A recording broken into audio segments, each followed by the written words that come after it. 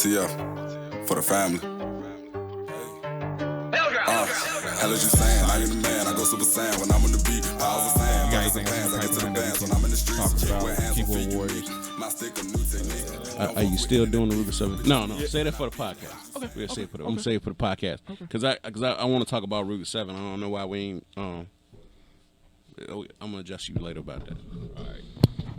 I want the Ruger 7. All right. And how long is the episode gonna be? I got it. I'm gonna try to keep it in the proper time frame. That's why I'm trying to save it for the podcast. I was about to say I told him about an hour and a half tops. So cause you got to be out at 2. Yeah, 2. Right. So okay. So I'm about to burn it up. All right. All right. Start whenever you're ready, bro. Y'all ready? There's a preamble ramble. We about to get it into it. Everybody, my name is Herbsurdity Podcast El Segundo, and welcome to the Herbsurdity Podcast with Alex and Herb. To my left is my co-host. Just Alex. How y'all doing? And sitting in front of me today is our guest. This is Lamar Wells. You might know him on Instagram as Mr Drawmatic if you're one of his 80,000 followers. He is been drawing for Sonic Comics since 2011. Started off with Archie Comics, putting in about 12 issues worth of work, hopping on over to IDW, doing about another 6, and then 2 full issues. So say he probably rose to popularity right when he started doing Dragon Ball Z Power Rangers mashup on Instagram. Y'all might remember that. That went pretty viral. Very classic for a stuff. long time. That was on everybody's searching page for a little bit. But we here to talk about some of his new work, some stuff he got going on today. If you haven't already procured your issue number 1 of Lock, it's sold out right now. I'm sorry about that. You can always get the second printing. First printing's hard to come by. If you're lucky, you might be able to get you a signed copy maybe one day. If you talk to the right person, know the right people. We can only get one between the two of us. That's how hard it is out here. We was on the ground floor. You know what I'm saying? So a few weeks in the making. So Alex is telling me that you can also procure Lock digitally. Now I'm a classic man. You haven't embraced digital comics yet? Not really. All right. So I remember, growing up, you go to the shop and you grab something off the wall and you hold it in your hand, you smell it, you see the advertisements. You know what I'm saying? You keep it in a little pile. You keep it in a box somewhere. You look at it later. Your homies come over. They see it. They go, "Oh, you got that joint? Let me see it." Right? Like y'all read it together. Y'all talk about the issue. Digital is like But it's instant though. It's on the computer. You look at it and then like Netflix. Well, if you think about I miss Blockbuster. If you think about it, the younger generation, they. Not all of them, but some of them like to do the instant, I'm going to download it and read it from there on my tablet or to go instead of just getting a physical copy and just taking it with them like we used to do and just read it and put it up and save it as value or whatever the case may be. That's a good point.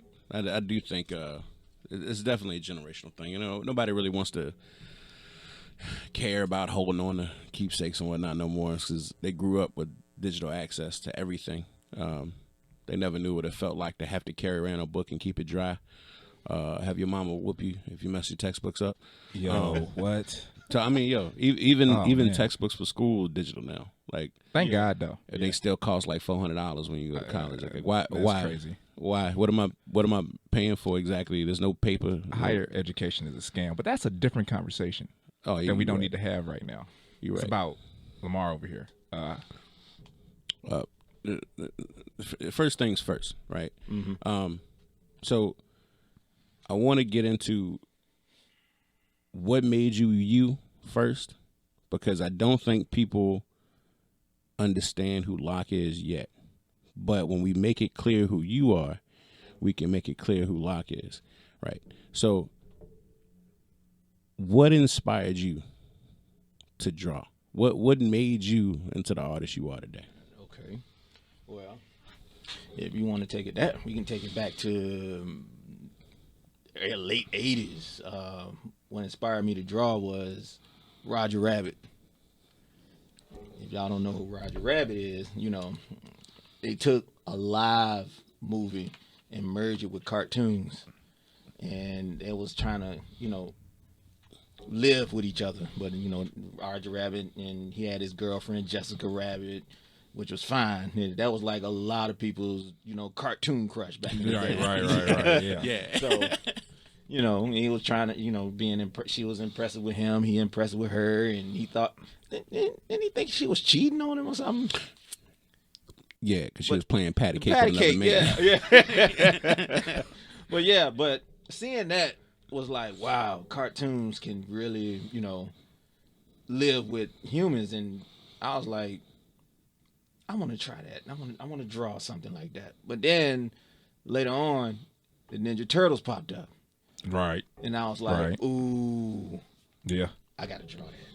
So it's really the Roger Rabbit and the Ninja Turtles that got me started picking up a pencil and, doing my thing. And then when my dad caught whiff of, oh, this dude has, a thing for drawing. Well, let me teach him the basics.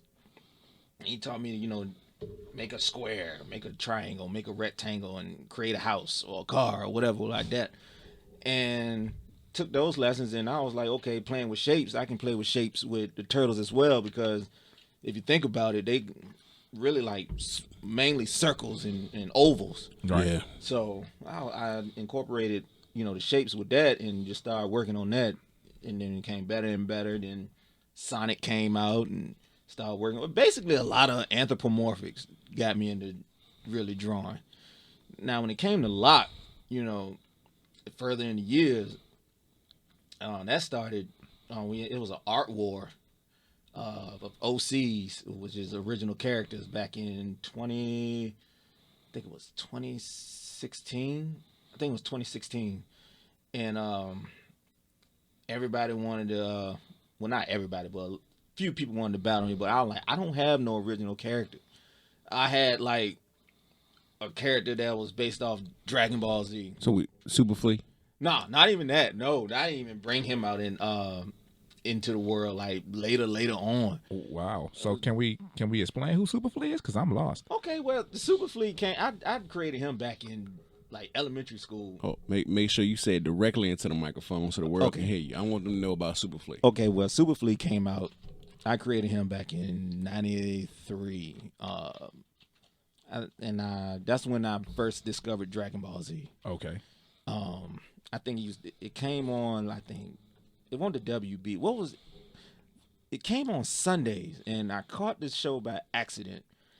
I think it was Piccolo and Goku versus Raditz, and I never seen a fight like that before. Like, they getting it in, and I'm like, I have never seen Daffy Duck or anything like that. SWAT cats doing stuff like this or whatever. Right. So I'm like, what is this? And it only came on Sundays, like early in the morning, like around 7, 8 o'clock. So, this before Toonami was a thing, and come to find out that my friend's mom's boyfriend, he was in the military and he was stationed in Japan. And when he came back, he had a lot of tapes.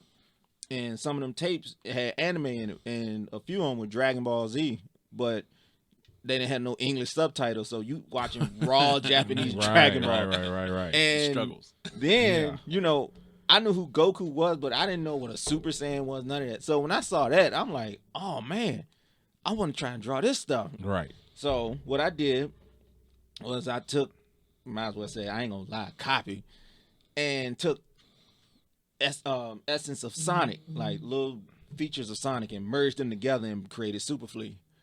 And I started doing pages of that like way back, and my goal was every summer do 100 pages of Superfly. Now, I should have brought the notebook, but didn't bring it. That's my fault. But I was working on Superfly for a long time, from elementary to all the way to high school, and a little bit after high school. Then all of a sudden, I just stopped and never brought them back out until I bring them out every now and then, just to put them on the gram and see how folks would take it. Some folks like it. Some folks like, I'm not really feeling it, but it's cool. It'll probably be just a personal project, just to get the hands wet, keep the sword sharp, so to speak. Gotcha. But I had to bring up Superfly because I'm one of the people that's a fan of Superfly. You would be hurt. Yo, because all right, let me explain something. All right, so amalgamations are a big thing, and like I said, Lamar got a lot of popularity on Instagram through making amalgamations, right? Like, you combine two different things. People don't know what amalgamations are. You put them and make them into one character. Think fusions if you're a Dragon Ball Z fan. Exactly. They had a whole series called Amalgamation Comics back in the day. Back in the 90s, it was like the Amazonian was like literally Storm and Wonder Woman if they were combined into one character. Super Soldier. Dark Claw, Wolverine and Batman together, which is... Who was Tony Stark? Who was he like combined with? It wasn't Green Lantern, was it? No, it wasn't Green Lantern. It was something way lamer. But It's like Bruce Wayne with Nick Fury. But that made sense though. Kinda. If it's just if Nick Fury had money, that's all that was. Nick Fury broke right now. Nick Fury ain't. He's also black. That's like messed His up. son is black. Yeah, but he's also Original the main... Nick Fury is white. That's Nick Fury Jr. Yeah, but he's the main Nick Fury now, though. No, they're about to get rid of him again. Probably. Disney got mad and they said he tired of black folk. Oh, whoa. I didn't hear They that. said that. Oh. They said that. I didn't say that. I didn't They hear said that. it. Yeah, it's very upsetting. They said they wanted to get rid of all the social justice in their media, which one of the things they got to do is turn Nick Fury white again. That's what happened. I mean, going good luck with Samuel Jackson just giving that up, though. I think his contract is up. Maybe. All you gotta do is not renew it. He ain't breaking none. But Superfly. was Okay. important. All right, so the hair spikes, right? If anybody seen Dragon Ball Z, seen characters in their hair spikes, right? Goku got very distinct hair spikes. Everybody, you can literally just look at the top of their head, their hairline, and you know who it is. Vegeta joint always been pushed back, right? He got Since he was young. You know what I'm saying? He's a prince, right? He's supposed to be all royal or whatever. Young boy out here. Joint Ever. way back up here, bro. Like his joint touched the back of his ears. It's crazy. So you got those spikes, right? And then Sonic has very distinct spikes. Look at Knuckles got his own spikes. Shadow got his own spikes. Everybody has very distinct hairlines, right? Yeah. And so the concept to me of taking Sonic and Dragon Ball Z together is a funny concept because it's literally like the biggest connection is the hairlines, right? I can see that. So what happens if you mix Goku hairline with Sonic hairline? Like, what's the new hairline look like? And so when you look at Superfly, you can see that hairline inspiration because it's like a combination of both of them with the side spike to come out to the left. The joint is crazy. I'll even give you one better. He literally goes Super Saiyan. Supersonic is the same thing, no? Yeah, because I think Sonic 2 came out in what, 92? Oh, this is like the year I'm born, so this is before my time. Yeah, I think it was 92. Yeah. By that time, Dragon Ball Z was in the Cell Saga. Yeah. So I'm thinking, don't quote me on this, I'm thinking that, they probably saw inspiration from all the Super Saiyans and stuff, and they were like, okay, well, we're going to make Sonic Supersonic, and now when you see him turn Supersonic, he looks exactly like one of the Dragon Ball Z characters. And if you think about it, Sonic in Sonic 1, it was like, 6 Chaos Emeralds. Yeah. Sonic 2 is 7. Yeah. Yeah. 7 Dragon Balls. Yeah. So I think from Sonic 2 further, that's when they started, getting inspiration from Dragon Ball. So who are your artists that influenced you? We got the projects that influenced you. What are your artists now though? The creatives. I'll say Alvin Lee. He did like the Udon, Street Fighter, and Darkstalkers and stuff like that. He did a couple of Marvel comics. Ed McGuinness, he did Hulk versus Hulk. Red Hulk. Red Hulk, yeah. Superman and Batman. What else did he do? Deadpool and Spider-Man. I don't know if he's still on Avengers, but he did do a Yeah, run. he did. No, he did some. He did. No, he's still doing some Avengers. The recent Avengers, Let's see. Of course, Joe Mad. Yeah, is he still active? He's working more on games now. Oh, concept art. What is it?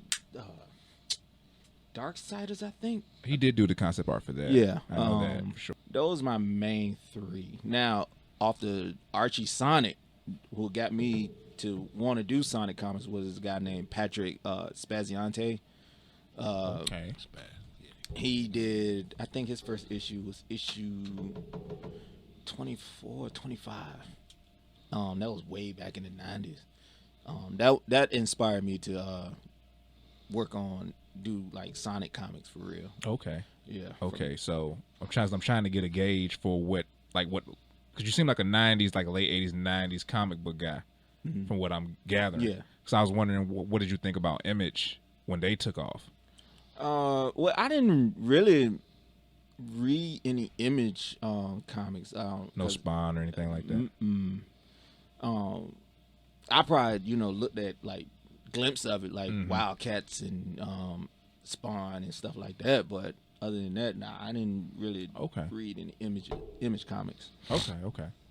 Yeah, I gotta tell you, Image shaped the '90s. Yeah, but you had to want it. Like, it was very different than anything else, and it was so different that it would force you to seek something else out if you didn't like it. So something that happened in the '90s, everybody talks about everybody getting grittier, right? Darker shading, 100 pockets. Frank Miller effect. Yeah, right. Just no, the Todd McFarlane effect. Todd McFarlane would literally just paint a whole panel black and talking about some character in the shadows. Get out of here. He would, but you also see their teeth, and it would look so dope. Yo, you're right. It'd just be sharp white lines. Yeah. And if they were super evil, they'd be yellow. Like when he did Lobo. That joint was crazy. Yeah, because they have Jack Kirby, Jim Lee, Rob Liefeld. They got Jack later on though, like later on in his life, because he wasn't, the Jack of doing the Marvel, the Fantastic Four, that run, Thor and all that. Yeah, because I think all of them just got up and like, let's do our own thing. Yeah, they did. They did. I bring that up to say that like now we are very much in the age of creators again. I think independent, especially with COVID and everybody needing entertainment. Yeah. So it's like the power is kind of in the people. So with like noticing that, what is that just something that gets you excited about drawing and creating your own business and image? Yeah, because and another thing, it shines a lot of light on independence. Like if you have an idea and you have the resources, or whatever you work with, you got so many accolades to go through and put your story out, and then people, they ain't got no choice but to read it. Yeah. But the thing is, you have to keep up with it because everybody is for the right now. Because people's attention span is very true. Yeah, very short. True. So it's like you gotta bang out. But it's still good at the same time, especially if you have a good story. Yeah. And good images behind that story. Well, true. And it depends too on what your base is like, because you could be a rapper and not put out anything for 2 years, but if you got a loyal base, they're gonna be right there when it drops. True. Artists too, or comic artists too. True. So it depends. I guess because people we see his quality, and he's like, hey, I got to take some time. If y'all want some banging quality, then they'll understand. Yeah, exactly. But you still had that something like, Lord, yo, I want to read this like right now. Like, are you done yet? Right. It's kind of a constant battle. Like, do you want messed up quality but a good story, or do you want good quality and good story? Right. But it's some people out there that has like bad art but a very good story. Yeah. Like the creator of One Punch Man. Yeah. Y'all think his art struggled. You ain't seen his artwork? No. Original artwork? No. So my man drew it on a napkin with a ballpoint pen. Oh yeah, bro. yeah. Okay, I did see that. Yeah. But the story though, crazy. Yeah, the story was sold it. R.I.P. You know what I'm saying? That's the hero. Yeah. The weird 90s thing I saw on Image, right? So it influenced everybody else to change. DC, Marvel, they started to change their look. But the other thing that happens is the counter culture for it all, where people decided to start going with bigger, brighter, paintbrush style.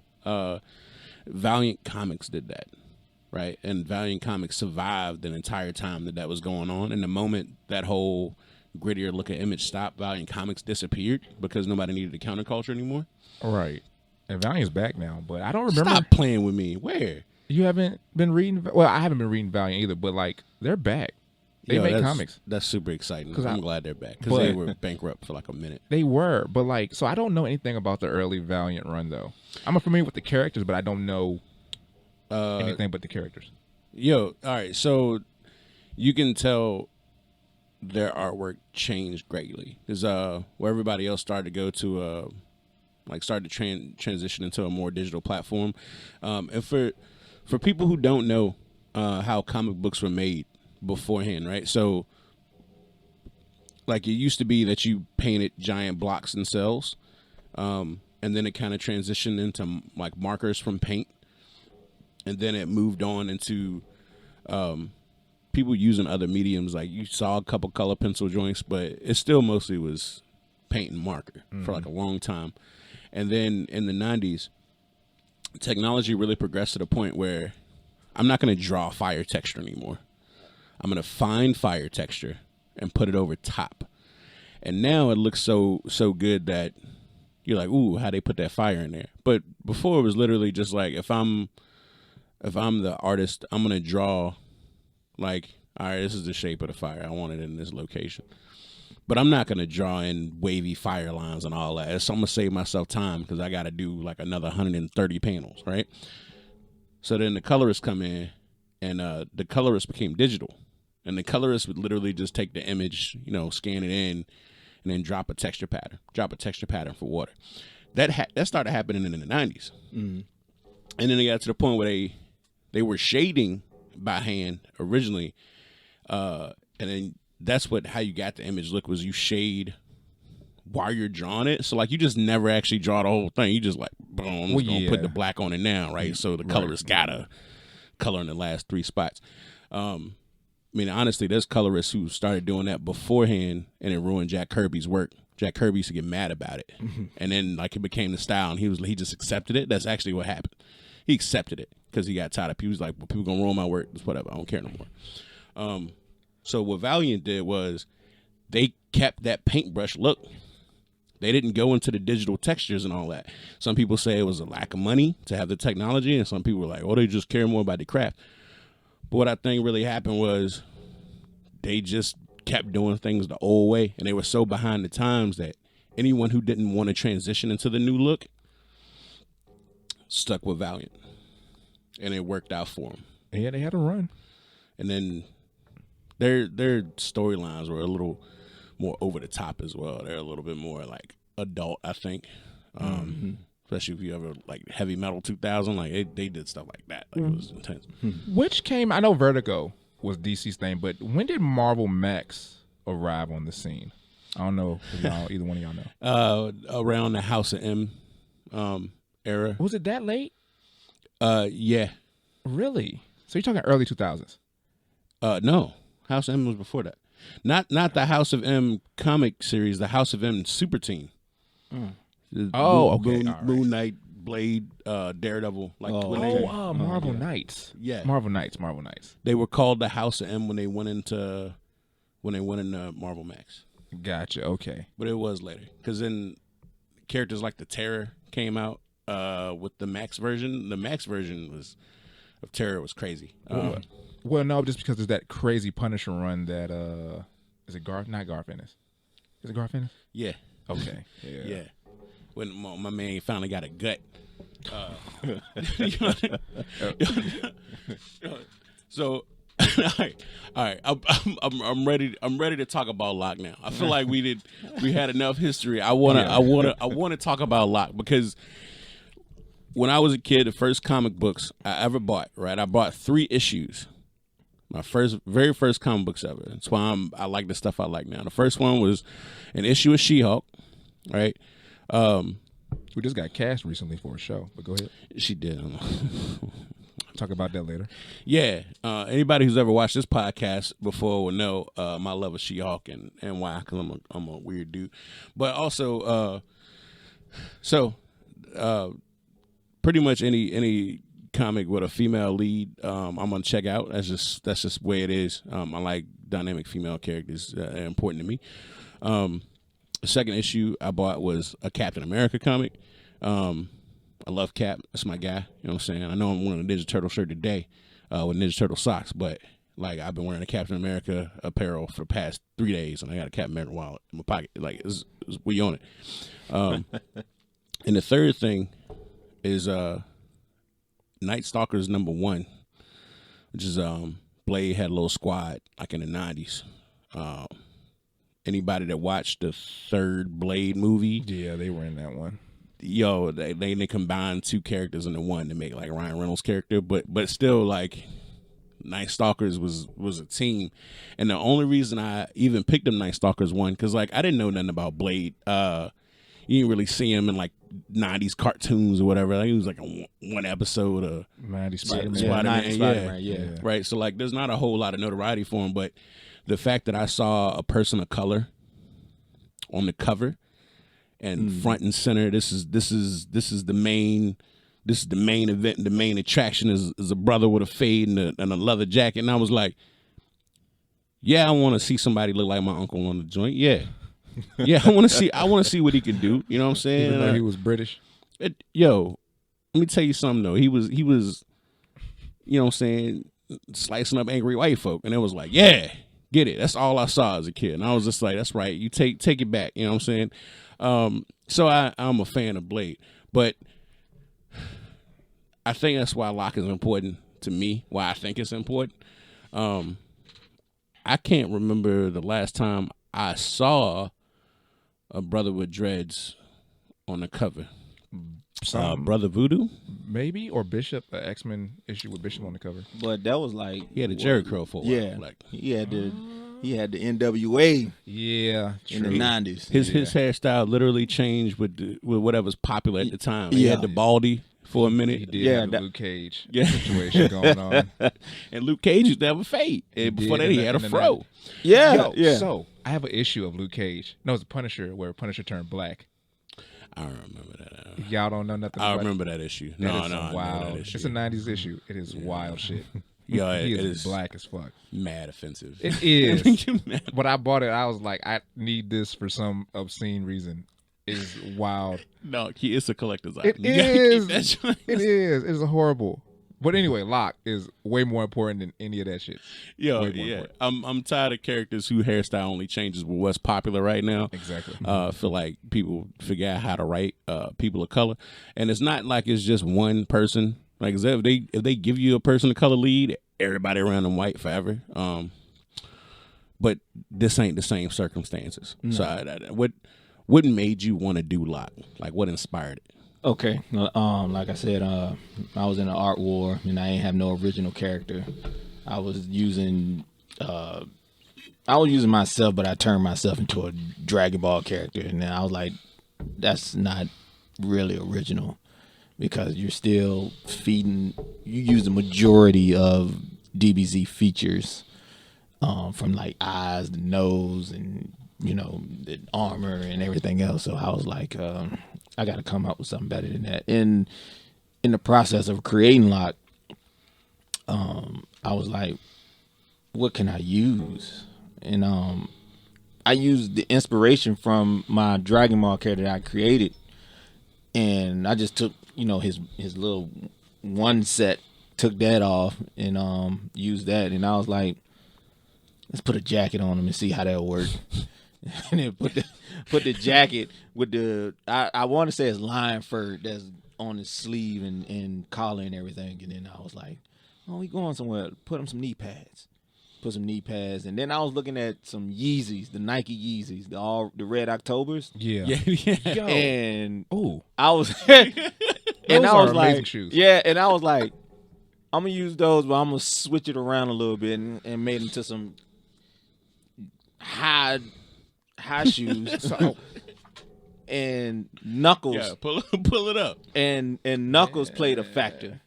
Yeah. Knuckles played a It's a factor little glossy, on. but Yeah, Knuckles played a factor on his knee pads and his mine was a boot, the front of his like boot. the shin guard Yeah, almost. And the gloves for sure. Yeah. Knuckles played a good factor on Locke.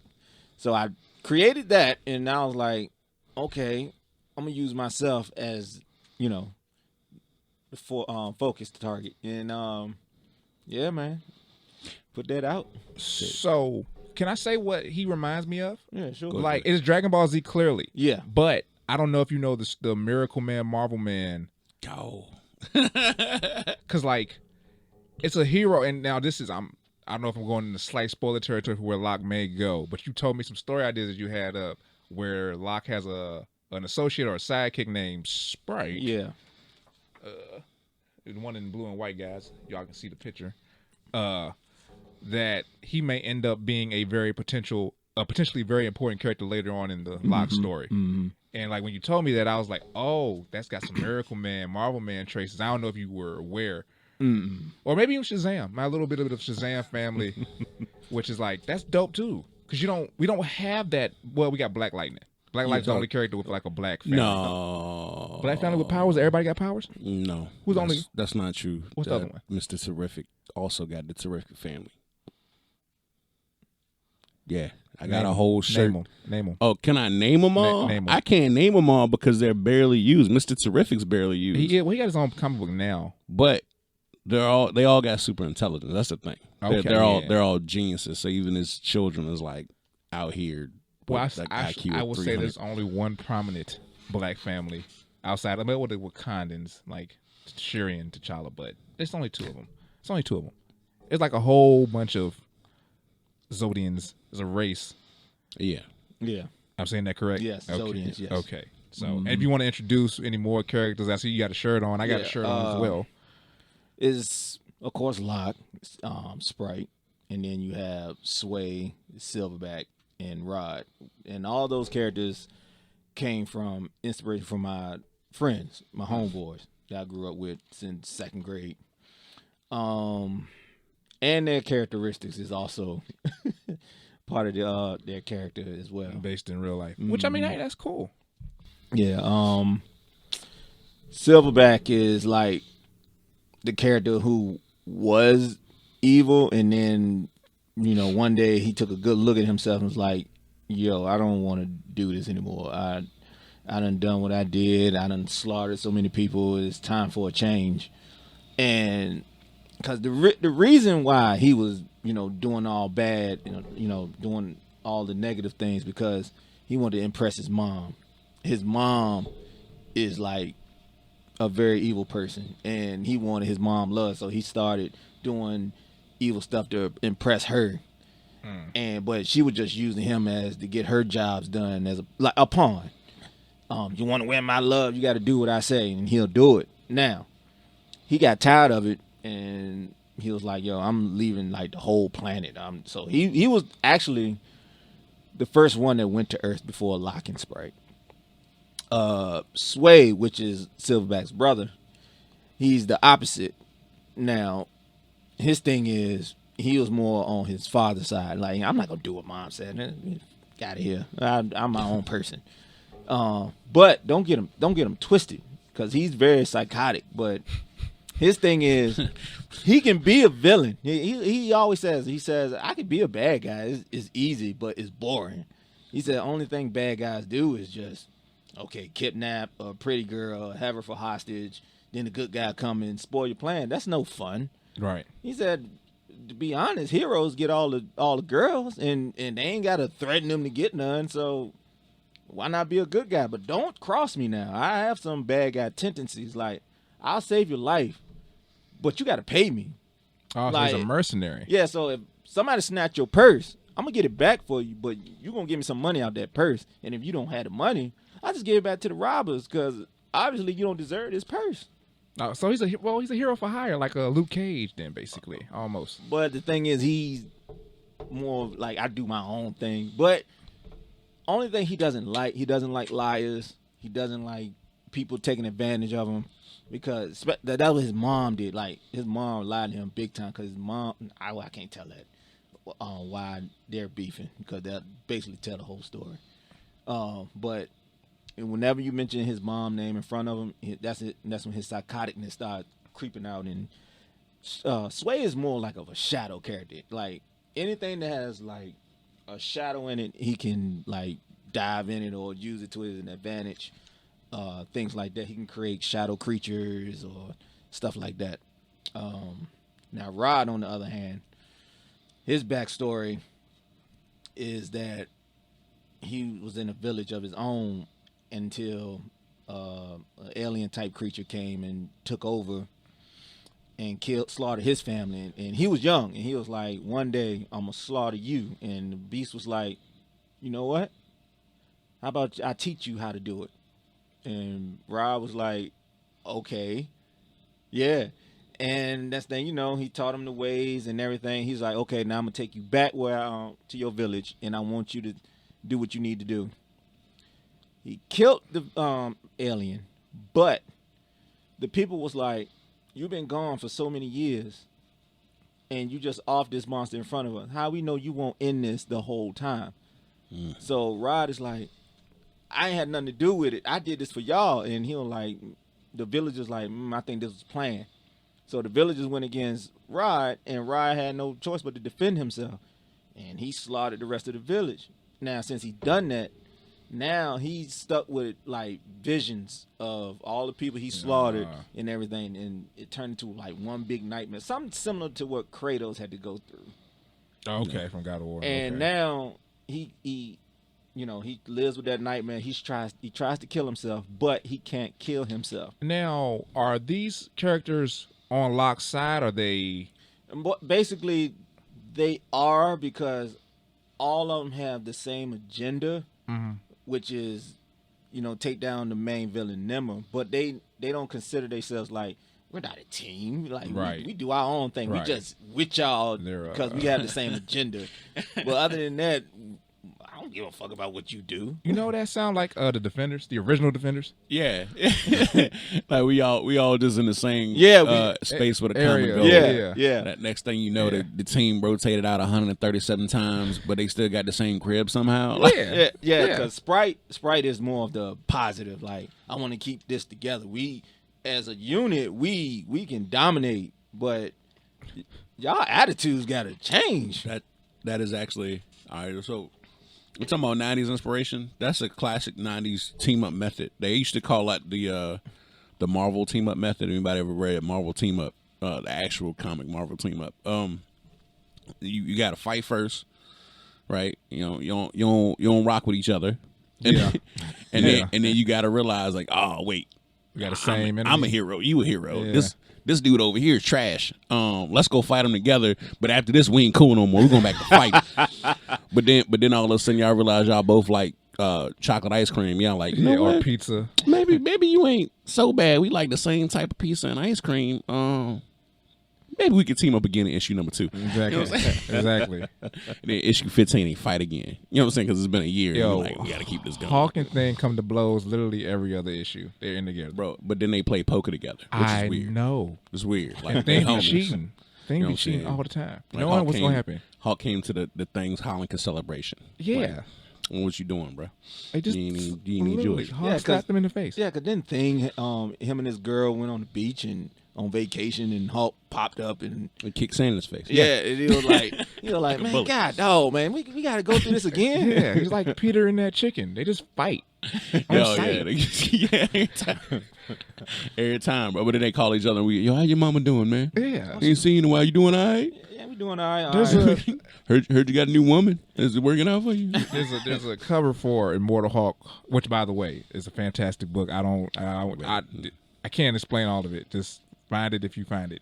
Immortal Hulk. But there's a cover of Hulk and things sitting at a diner. There's a black woman being their waitress, and they're one breaking the table. That's first and foremost. Well, second of all, it's so tense. Like, things just trying to eat food, looking at the Hulk. Hulk is just looking at him, and it's like, who gonna hit each other first? And I'm just like, that's their whole relationship in a nutshell. So I've been thinking about it too, and I noticed it's two things we can talk about, right? I want to talk about Well, first, I'm just going to straight up ask you. What's your favorite character in all of comic bookdom? Right? Comic bookdom. All of comic bookdom. I mean, any company, genre? independent, any genre comic, don't matter. But not specifically what's your favorite comic. I want to know what's your favorite comic character that is inspired by something from outside of comics. So, like, talking about comic characters inspired by real life things, real life people. Oh, okay. I got one. Yeah, get some.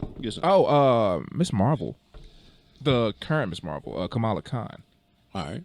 She was inspired by one of the Marvel's executives who has a Muslim backstory, and the writer, and I'm G. Willow Wilson. Yeah.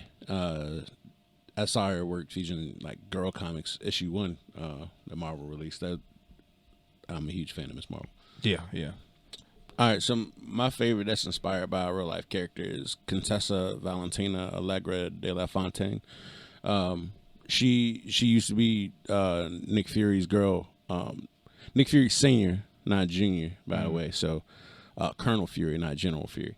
I was his girlfriend for like a long time, but she was like a double agent for also Hydra. But like Fury knew, right? But then later you find out the whole time SHIELD is actually just a branch of Hydra, and like the only person that ain't really know was Nick Fury. So when he finds out, he's like, dang, they've been playing me the whole time. Like the U.S. government, that's crazy, right? And so he's looking at Contessa Valentina like, yo, so the whole time, I thought you was going on missions to help us out, like honeypotting for Hydra. You really was honeypotting me for Hydra. That's crazy, right? Like you was a double agent. Like, how you gonna play me like that? And then when he finally figured that out and like go to take out Baron Strucker, he's like, yo, y'all ain't gonna play me forever, bro. Like SHIELD's about to capitalize. Leviathan come out, and you find out Contessa Valentina Allegra de la Fontaine was actually working for Leviathan the whole time. Hydra was getting destroyed by Leviathan. SHIELD was getting destroyed by it. Nobody knew. Fury was like flabbergasted. And then you find out his brother Scorpio was actually, his brother Scorpio was a Hydra, one of the top Hydra elite from the Nick Fury comics. But he actually was in it with Fury the whole time, just pretending to be a Hydra elite.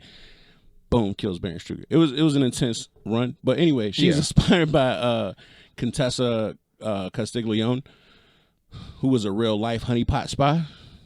She's like one of the first models in history. Like they used her to like honeypot like Napoleon III and stuff. Like I mean, it's pretty legit. She did it like with a husband. Like, you know, they forced her to get married at 17 and like a rich dude, like her parents did. You know what I'm saying? But like, she was wealthy. She was famous. At the time, she was seen as the world's like grandest beauty. And that's what she do. She play dudes to get what she wanted with her looks. And Contessa Valentina in the comics did the exact same thing. So you could tell that's what the inspiration was. Like they even looked the same. The dark hair and the giant eyes. It was crazy. That's my favorite. I really don't have one though. I'll say between Wolverine or it had to be either Wolverine or Iron Man. Who was Wolverine inspired by? I didn't even know, because I always thought that man was supposed to be anthropomorphic Wolverine at first, and they changed their mind. Who? Well, true, but I'm saying that he the way he was cast, like, I think that guy is depressed. Like, he suffered from a lot of depression. He just want to be loved, man. Like, like every time you turn around, like this dude been through so many generations and never found happiness, man.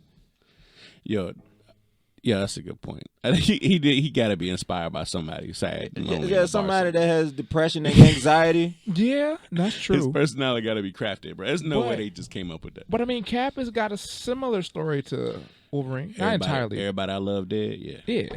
Yeah, but except for Bucky.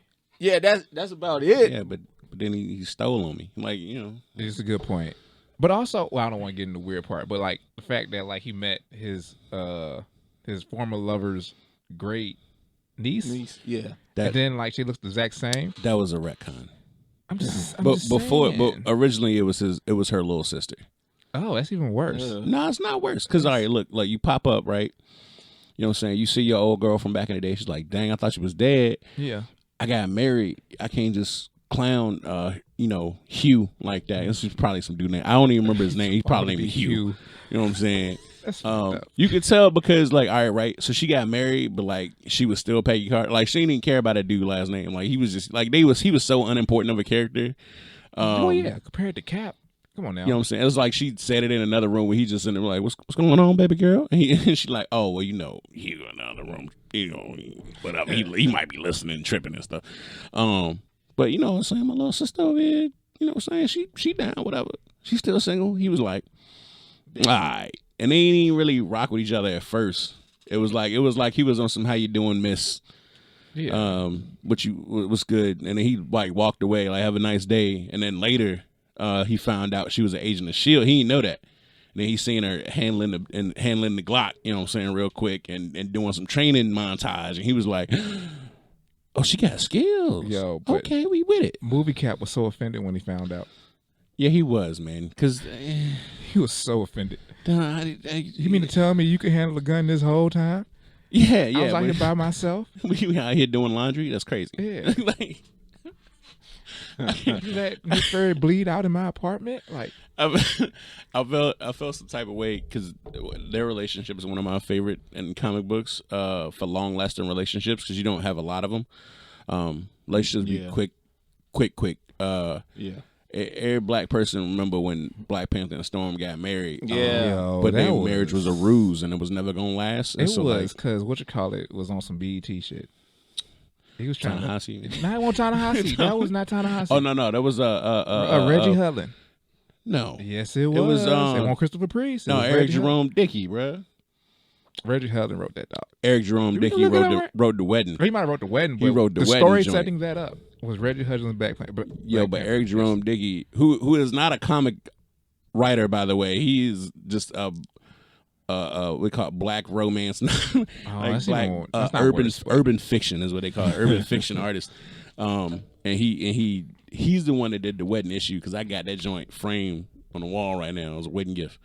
But no, that I'm still hurt by it. It don't make no sense. All right. Anyway, I told you this way before it went. Top 5. Here we go. Superheroes. Top 5. Name them. Herb, coming to you too. All right. I'm already ready. Spider-Man. Which one? It's between Ben Reilly. All right, Black Panther. 4. Okay, and 5. Now, if you were doing villains, I would have probably aced that. We can do that after that. But I'm gonna get through Herb's top 5. Ain't no ladies, man. You got a lady? It had to be between Psylocke or lady.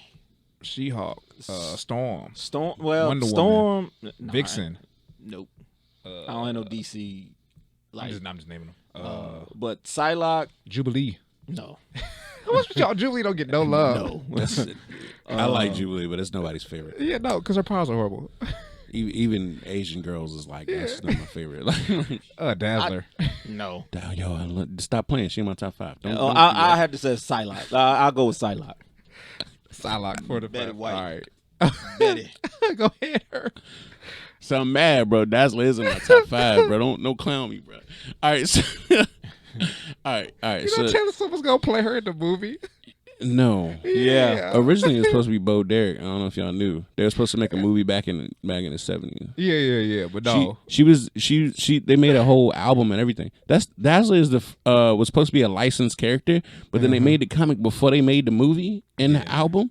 So then the comic ended up coming first, and they was like, all right, well, so now it's gonna be a movie based on the comic, and then the movie just never happened. Yeah. And then that Dazzler ran for 86 issues, and they was like, all right, we're done with this. And then they brought it back in the 80s for no reason, and now she's just around. Like it's mad weird. But anyway, top 5. So first is my boy, you know what I'm saying, Steve Rogers.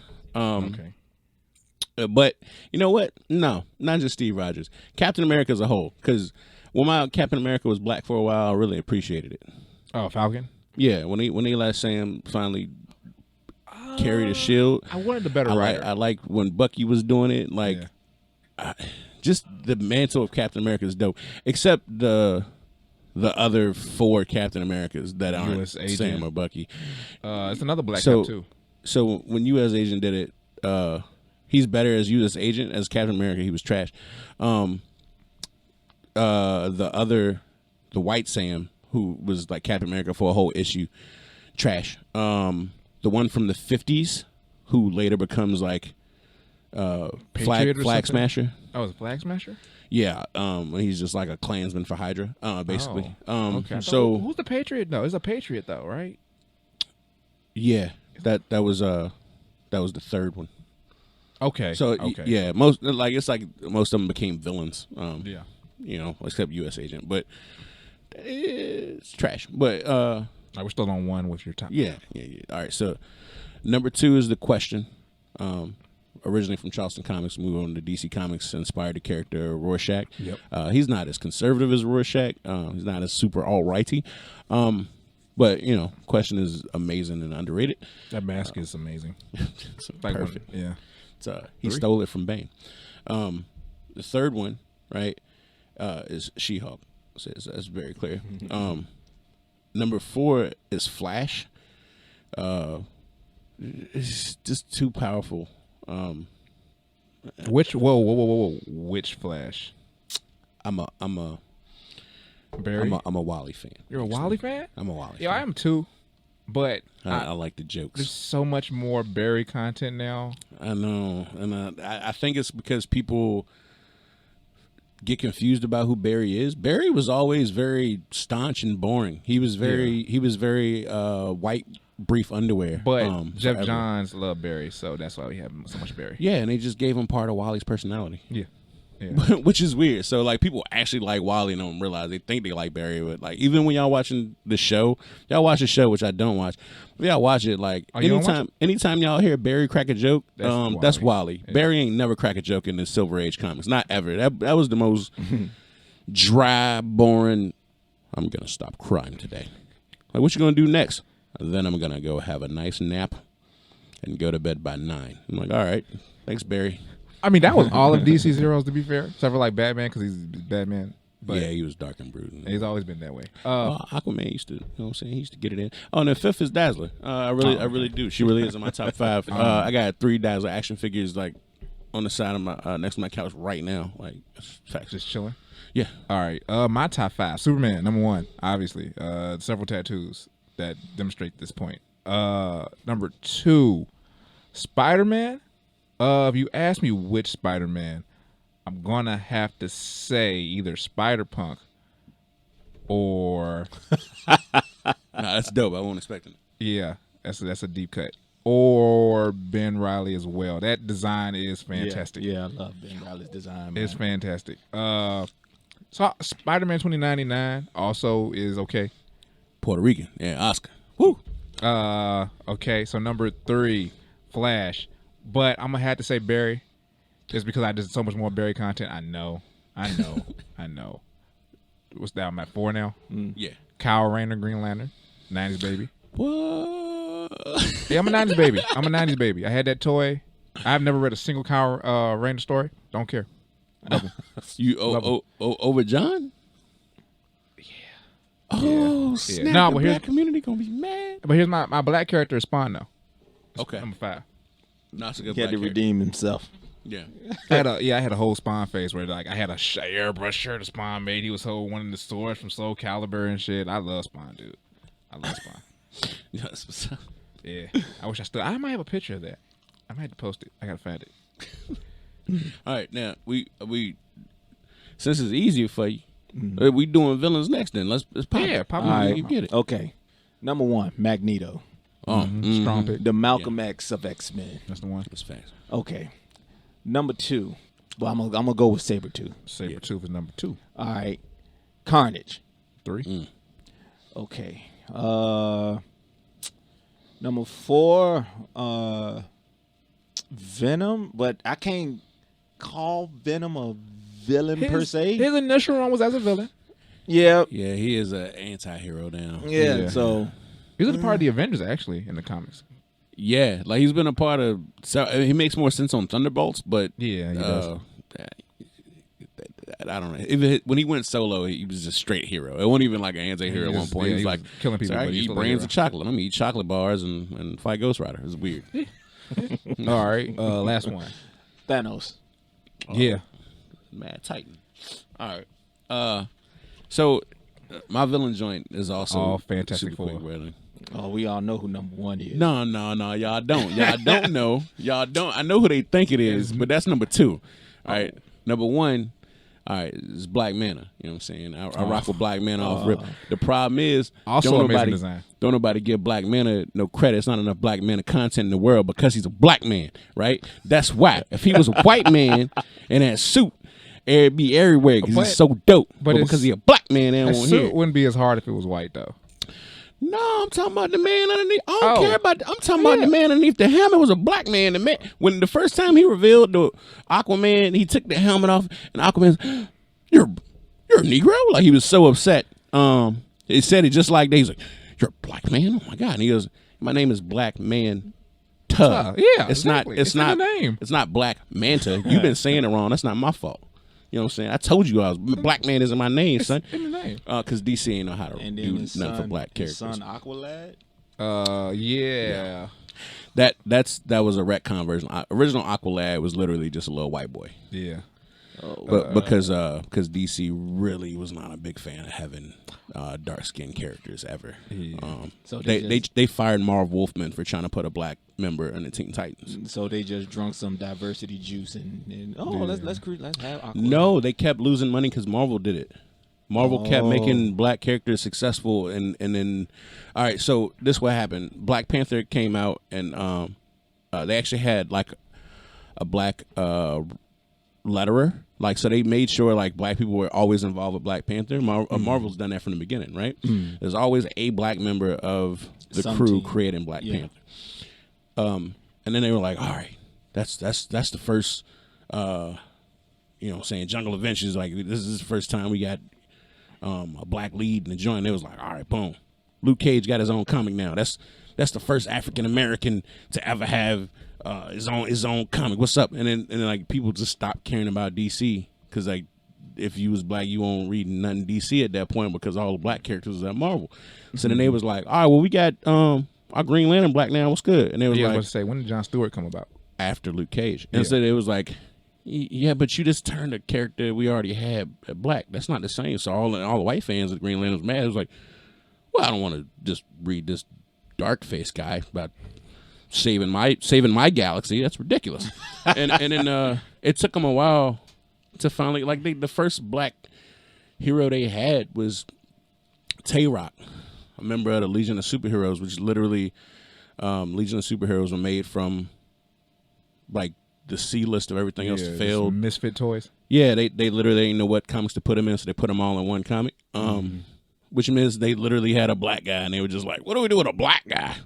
But only as a superhero. Nobody wants to read that. Like, it was offensive in general when you understood what Legion of Superheroes was, except the fact that they didn't want Nightcrawler, which is the dumbest decision they ever made.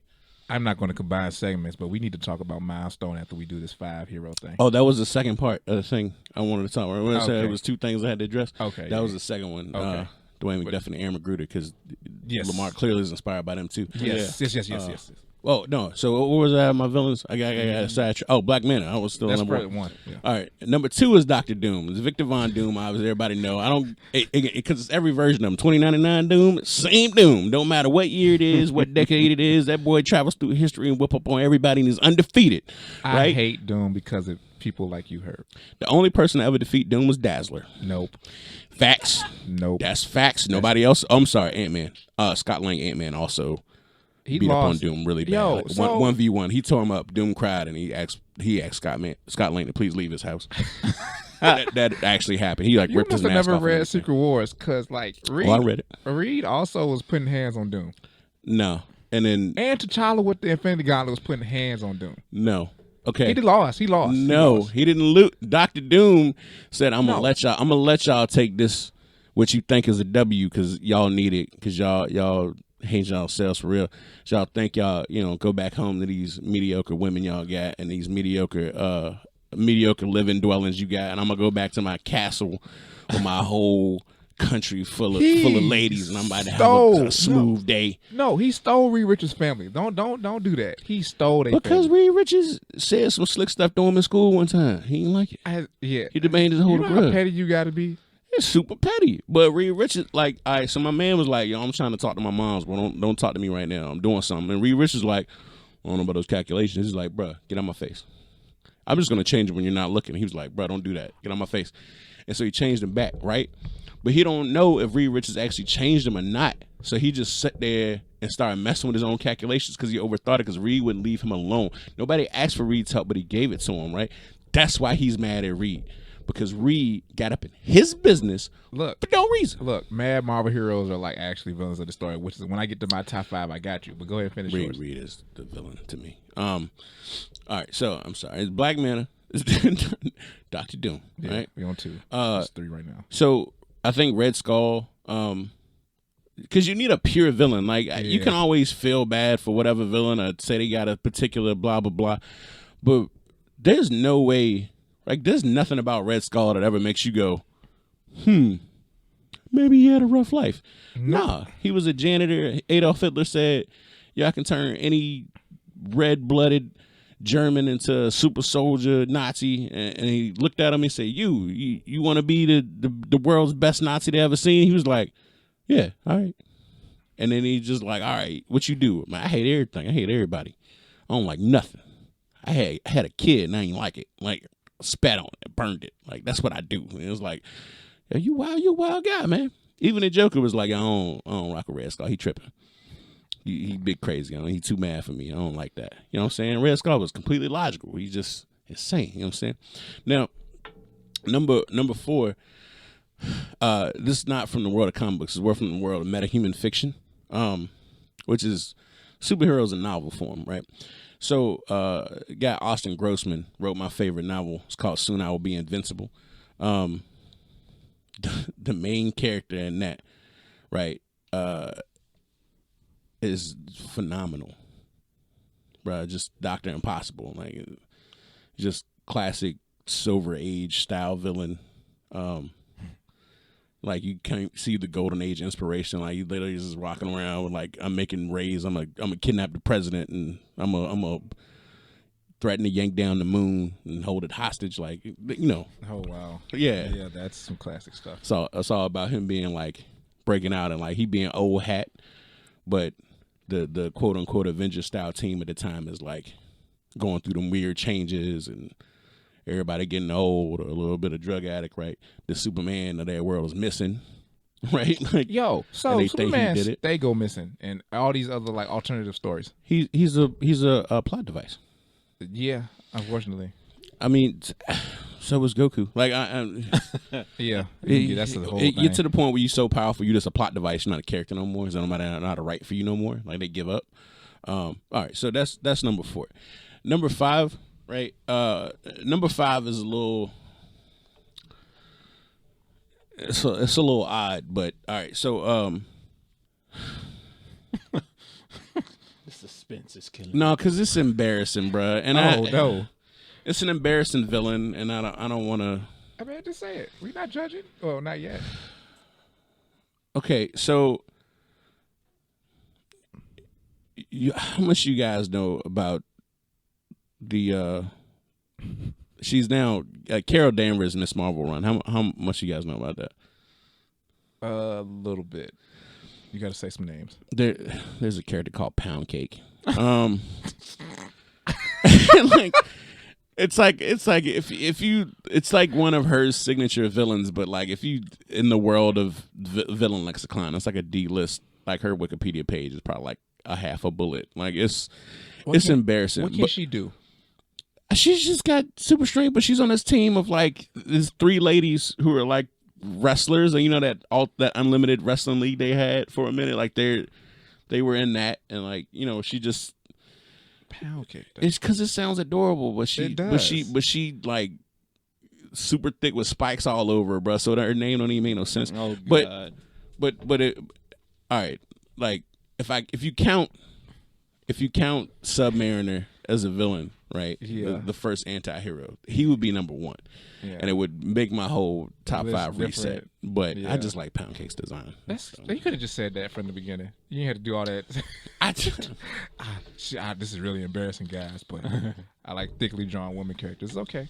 And look, man, it's more than that, bro. It's sure, Herb. It's over sure. You don't have to lie to us. Because they gave her like a feminine color scheme, and like when she gets introduced, you know what I'm saying, like the other two is like out here again. I'm lower, yeah, and I'm blah blah blah, and then like they call Pound Cake out, right? And you hear the name Pound Cake, right? And you think it's gonna be the sweet joint, you know what I'm saying? You see the purple and pink color scheme. But she come out just ground. All right, It's crazy. My top 5 is Lex, number 1, Lex Luthor, the greatest villain of all time. That's crazy. He is. He thinks he's right. He thinks he's doing the right thing. He's not a villain. He's the hero of the story. And his own. That's what makes him a great villain. Because if he got out of his fucking way and just let Superman be Superman and him do his own thing, they would have both saved the world in their own way at the same time. Could have cured cancer while Superman is just saving people from like burning buildings. Let him live, right? 2, Thanos. But Thanos is, I like comic book Thanos more than I like movie Thanos. Because this whole thing was about love of a woman that he couldn't get. Yeah. That's some relatable stuff. Oh, incel, man. Oh, we gotta like this unrequited love. Nah, incel, man. He was out the house, though. I ain't never getting no ladies ever. And then he had a brother who was getting all the ladies, and that's offensive. Maybe. But that's real life. He was tricking them though. Well, that's not cool. Oh yeah, can't co-sign that. 3, Tony Stark. Yep. Oh, please don't. I agree. But I love Tony Stark. Stark. But he's the villain because he also be getting in his own way. Yeah. He's getting everybody else way too. Exactly. Yeah. He didn't kill many a hero. Yeah. More hero. He didn't defeat more heroes than he defeated villains. Well, particularly Civil War Iron Man is what I'm going for. Yep. You know, I'm Team Iron Man still. I get what he was going for. Nope, I don't get it. No, I'm the movie, still confused. You don't. Well, comic book, no. Movie either. I still don't get it. We're not about to sacrifice everything just because you want to defend Bucky. Listen, nah, bro. How you gonna talk about some? My dad did some stuff and got into trouble and did some things he wasn't supposed to do, and he came across some assassins doing some assassin type stuff, and then he got caught in the crossfire, and it was like, and it's your fault he died. Like, no, it's your dad's fault, bro. Your dad out here. It's like if your daddy was a drug dealer, right, out here in these streets, and then he shaved off on the plug and stole some money from him, and then the plug had to kill him. He was like, I can't believe the plug would do it. I'm like, yes, you can believe that your daddy was a scumbag, bro.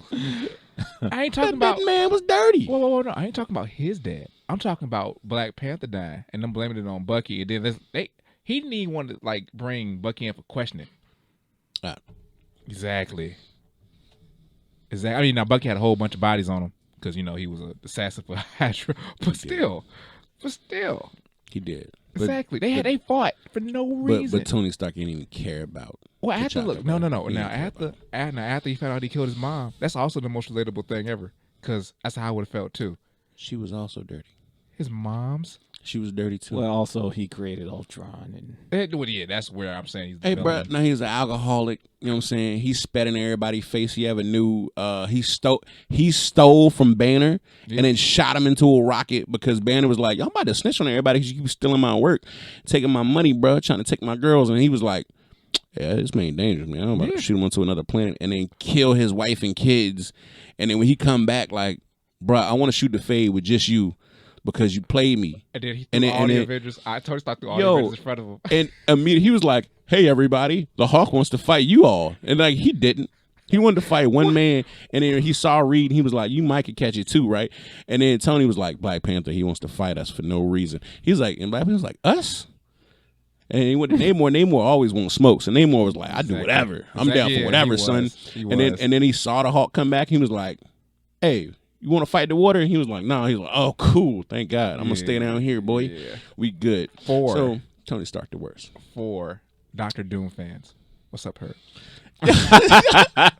Just the fans? Just the fans. I don't give a shit about Dr. Doom. But y'all fans are the worst. Batman fans are horrible too. But Dr. Doom fans are god awful. Yeah, with prep, Dr. Doom could beat anybody. I bet you could beat God with prep. Fuck out of here. Because he does. He become... There's a what if issue where he just become He defeats the Celestials. Like he unmakes the universe. So Dr. Doom is another Squirrel Girl. Squirrel Girl beat Dr. Doom. That's another one. Her and Dazzler actually. I realized Squirrel Girl too. Female leads. I mean, I don't even know who 5 is because Dr. Doom fans make me so mad. So who is 5, Alex? I'm trying to think about it now. I really don't. That shit makes me so mad. The only version of Dr. Doom, she had to go back in time to beat him. So like she didn't beat the modern Doom. She beat old canon Doom. Though? Is that canon? All Squirrel Girl is canon. So yes, when Galactus show up and she exposed this man for never wanting to actually destroy Earth, that he keeps coming back to Earth because he's hoping somebody's gonna stop him. Like he's like, oh, Reed Richards, what's that? And then Reed Richards, the nullifier don't actually work. It's just a flashlight, and he'd be like, oh, you got me, bro. Oh, snap, I'm gonna come back later. Also, and then because he don't want to destroy it, he don't want to finish his job. Is what it is. So Batman is number 5, but I'm also now. Here's why. Batman can only be a hero in America. Yeah, because you can't explain to me how a billionaire whose hobby is to dress up at night and beat like poor people and mentally ill people is cool. Ever. Using gadgets from his own company, which is probably illegal. Because it's like concept art and stuff like you ain't supposed to be Another Tony Stark. No, he came first. So technically, I mean, yeah. But No, but original Batman was less of a villain because he was like if a detective wore a mask. He was a Punisher. He shot people. He did. He shot Dracula. He didn't shoot everybody. He had guns for like the first 2 issues. But he didn't shoot everybody. Well, he was a cop. That's the thing. He was a cop originally, and so even worse. Yeah, I'm just being an asshole. Nah, that's true. Actually, but no, the fact that they talk about Thomas Wayne being so charitable all the time. Yeah. And every time any version of Batman that's not the Earth, whatever, it's literally he is the villain of the story every single time. There is no version of Batman where if you were to really sit and think about it realistically, he comes from old money. You know how they got that old money? Slaves. Terry McGinnis. He's a direct descendant of Bruce Wayne. But he wasn't raised. He didn't get any of Bruce Wayne. All right, so he got the suit. He got the training. He got the suit and he got the training, but at the same time, he had to grow up on the streets while his mom worked for like LexCorp, and no, it was his dad worked for LexCorp, and then like he was forced into this life, but then they forced him into poverty too. So like he had to grow up in the slums, which is bummy, and had to fight gangsters. I mean that's for fair. No reason, like that's bare fair. hand knuckle. And I'm really just speaking. I'm really speaking of Bruce Wayne Batman. Yeah, Bruce Wayne Batman's a chump. You know what I mean? So. That's true. Now, I'm a Superman fan, so you can, whatever bias you want to prescribe to that, subscribe to that, whatever. Cool. I don't care. No, because he's always making a police state. Like, yeah. Rock of Ages, I'm not a fan of Rock of Ages. He literally he spies on his friends. Like, it's like Darkseid, like, takes over the Earth and puts Batman in charge of, like, keeping the Earth safe. Yeah, right. And, like, leaves, right? And you would like, oh, well, that defeats Darkseid. He just gonna leave? All right, cool. We just keep doing things normal. And Batman was like, oh, now I'm in charge. Right. Now I'm putting giant robot mech bats everywhere. Exactly. And if you litter, bro, I'm shooting you in the face with a machine gun. I was like, why would you do that, Batman? But it's like several futures. It's like watching RoboCop 2. Like, exactly. It was the same premise of RoboCop 2, bro, is what Batman did in Rock of Ages. It made no sense. Kingdom Come, Batman has giant robots protecting Gotham City. Yeah, that's his thing. And like Damian Wayne does the same thing as him. But I do love Batman 666 though. I like the idea of Damian being like, I'm not good enough to do this forever, but I'm gonna sell my soul so I can keep doing this forever. Oh, that's what's up. Yeah, yes, I like that idea. But he acknowledges he's not as good as Batman as his dad, so that's dope. And also the fact that they keep finding henchmen and goons is definitely a poverty-based thing. Who's signing up for that? Like, all right, like why you still robbing banks in Gotham, right? Because like Gotham stay dirty and dingy. So you got all these billions of dollars that you can literally just throw around gas canisters and batarangs every single night, right? Wasting all kinds of zipline wire every night, right? But who could he punch if everything was clean? Exactly. He got anger issues from his parents that he never got over. If you fix he got enough money to end poverty in all of Gotham. He could have unemployment rate be 0 in Gotham. He just go to but therapy. Instead, the villains hire people to move crates and set up and paint big elaborate things that Batman claim he don't notice are there. Like, how you not notice the Riddler got a whole pyramid and a Sphinx on 3rd Avenue in Gotham. Like that takes construction. He didn't do that in one night. He'd been doing that for like 2 weeks. The Penguins Club, the Iceberg. The Lounge one with a giant sign on it that says, "Yo, I'm the Penguin. That's where all the villains gonna be at tonight." And Batman act like, "Oh, I'm busy," but you saying he beat up guys robbing banks. Like, why are they robbing banks? If they had a job, they wouldn't do it. Ivy's Tower with all the like plants and shit growing over the windows and everything. The fact that Black Mask, every time he kills somebody, he be like, "Yo, the Black Mask did it." Like, and he just leave a note on their chest, and then Commissioner Gordon be stressed out because he like, "Bruh, people will not stop killing people and asking for you to come stop them." Like, I'm struggling out here, bruh. I got 3 cents left in the budget. Somebody stole a pension from the Gotham City Police Department. Like, we need help. And Batman's like, "I got you, bro. Don't worry about it. I beat him up for you." We gotta go send this one home. Our guest has got some places to be. All right. So very, very last piece, right? We got to talk about Milestone Media. So when we talked about earlier about black families and comic books, right? So DC bought Milestone Media. For the younger audience who doesn't know, Milestone Media was a independent comic book company back in the 90s.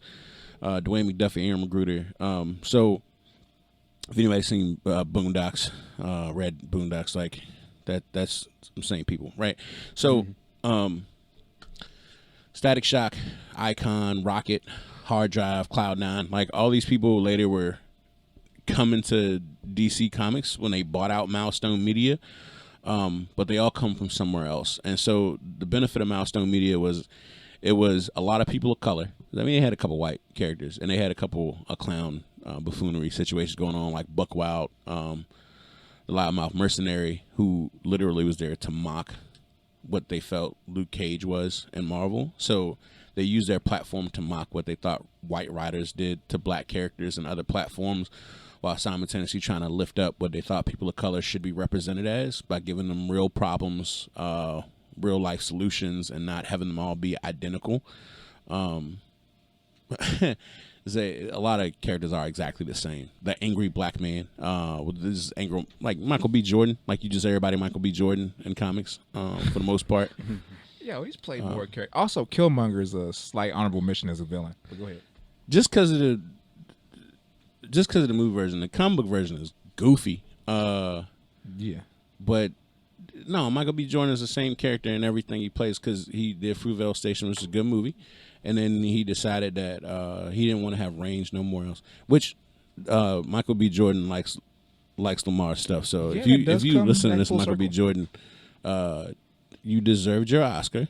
Never gonna say you didn't, but they got a problem writing black characters. That's what it is. Also, Adonis Creed is one of the most fantastic characters of all time. Fuck what Herb says. It's the same character, but okay. Anyway, so Milestone Media finally introduced what wasn't the angry black man all the time, which was fantastic. Icon was stoic. Rocket was ambitious and ready to succeed. Like, she didn't have a type A personality, because it's the only two options you ever have when you're black characters. You're either like super wild and streetwise and you talk like this, you tap no jab, sucker. Or, right, they go, "Oh, wow, I'm going to make them different." And you talk like this, and you're a nerd, and you're Steve Urkel, and you're super smart, and, you say, "I don't know what's going to happen next. I'm so weak, and I don't know anything about the streets." Milestone Media decided that there was more options than those two options, and that's why their cast of characters was phenomenal. Now, I don't know if everybody know how much you love the work of, Aaron McGruder and Dwayne McDuffie, but if you want to go ahead and discuss that, I would appreciate it. Okay. Aaron McGruder, I started watching Boondocks when it first aired on TV back in 2005. I think it was like 2005. And, Aaron wasn't scared. That's the thing about Boondocks. They wasn't scared to, like, put out things that was going on in the world and like, didn't sugarcoat nothing. He'd talk about, revolution and, especially Huey. Huey was, the freedom fighter. Riley was the the thug, but he tried to put his own spin of, black excellence with his street knowledge, but he fails to do that. And Granddad is the old, like, I'm trying to be young or whatever, but I'm at the same time I'm a freedom fighter. But his message be construed and but at the same time, there's always a message after every episode. Yeah. And I like that. I like that they of course they show all the nutty and the nitty gritty and the comedy and stuff, but every episode has a message. I think it stopped doing that when Aaron, I guess, lost the license for Boondocks. That was season 4. Stole his show from him. Yeah, stole. Yeah, did that and made that show go to the ground. I don't think I've ever seen season 4. Let me tell you what you missed. Nothing. Yeah, Boom. like Uncle Ruckus was too like. He was the primary focus of the show. It felt like he was. But that's how you could tell it won't written by black folk no more, as it no longer focused on like trying to better like black people. Yeah. Well, I was about to say Ruckus is probably the character they could relate to, unfortunately. Yeah, but see, Ruckus from 1 through 3, you know what I'm saying? You can deal with him, but season 4, they just messed that character up to the point where like, yo, this ain't even funny for real. This is serious. Like, we don't like this. Right. And that's when it was so bad that they didn't even finish season 4. They didn't even finish it out. They just cut it, put it on DVD, and there you have it in the Boondocks. But now they're trying to bring it back. Yeah. HBO Max or something like that. But the thing about that, they try to, everybody like, oh, well, Granddad is, John Witherspoon, rest in peace. Passed, so who would they have to play him? And then they sent samples to his son, which his son sounds just like him.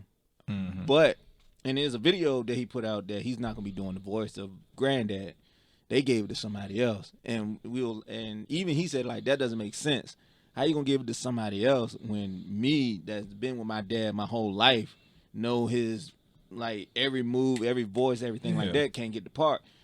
He didn't understand it. They were like, well, we can give you, let you play him when he's young.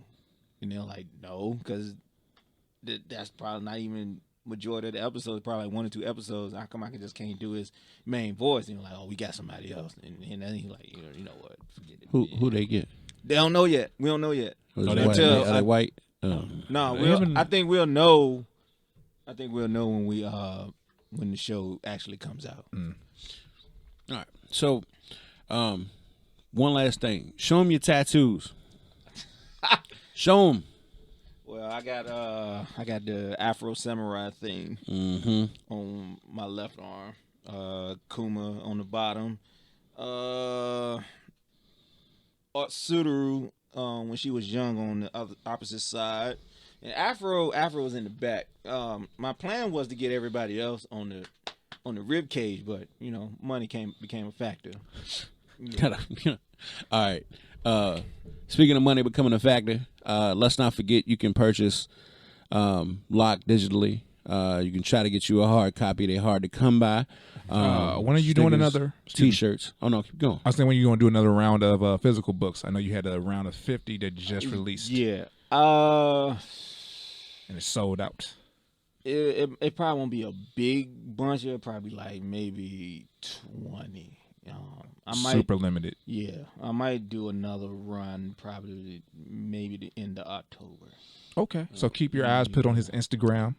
Mr Drawmatic on Instagram. Yeah. And we're gonna provide you guys with a link where you can purchase any Lamar's merch. Also, look forward to Keyboard Warriors. It's gonna come out a digital release. Yeah, that's gonna be the next run.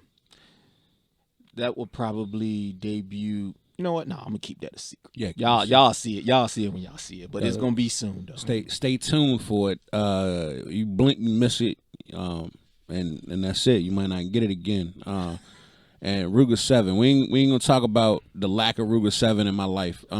But taking it back to the original inspiration, Anthropomorphic Animals coming out. Ruger 7 is gonna happen at some point in my lifetime before I pass away. Yeah, it's gonna happen probably the same time Keyboard Warriors happen, because Ruger 7, I kind of have that story fleshed out. I know how to start it, and I know how to finish it. Also, in that realm of Ruger 7, I might have to do the chickens. Oh yeah. Sesame seed and General Tao chicken. Oh, nice. Hush the Seagull. That's that one. Any idea of Lock 2? Don't worry about it. Any idea when we get into Lock 2 2021? It'll probably either be the end of 2020 or the very peak of 2021, like the beginning. Like I mean the beginning. Okay. Beginning of January. Okay. No later than that. Okay. So yeah, keep your eyes on Lock 2. Yeah. And there's gonna be some surprises at the end of chapter 2 of Lock that y'all will be happy to see. Nice. All right. Thank you, everybody. This has been the Herbsurdity Podcast with Alex and Herb. My name is Herb. Just Alex. All right. Have a good night. Good willing and God bless. Hell as you saying, I am the man, I go super saiyan when I'm on the beat. Piles of sand, buckets and pans, I get to the bands when I'm in the streets. Wear hands on feet, unique. My stick, a new technique. Don't fuck with internet beef, bitches me, and I beef. Hell as you saying, I am the man, I go super saiyan when I'm on the beat. Piles of sand, buckets and pans, I get to the bands when I'm in the streets.